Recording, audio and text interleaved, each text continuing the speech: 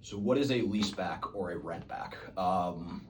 That is when you purchase a home and you have some sort of agreement with the seller of the home that allows them to lease back the property from you after you have closed on that house and purchased it from them.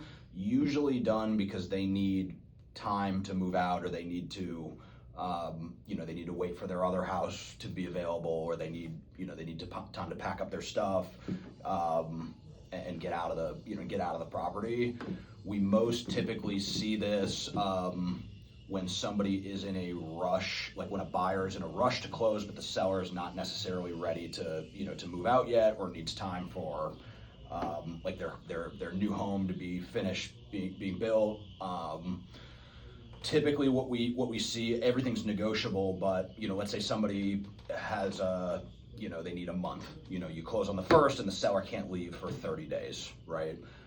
Typically that seller is going to take whatever the buyer's new mortgage payment is. Let's just say it's $3,000. They're going to rent that property back from the buyer and pay them $3,000, most of the time as a credit to be used towards the closing costs that just comes away from their proceeds.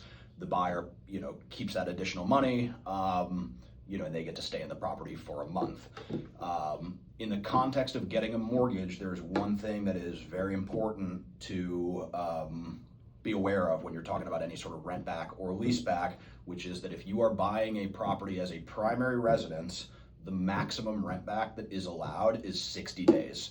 So you cannot have a seller, basically there's a guideline that says if you are buying a primary residence, that it needs to be your intention to occupy that property within 60 days of closing. So for example, if the seller wanted to rent that property back from you for 3 months, you would not be able to do that deal for a loan as a primary residence. It would have to be considered an investment property, which comes, all sorts of things come into play there with, interest rates that are going to be higher than primary residences, down payment requirements that are going to be higher.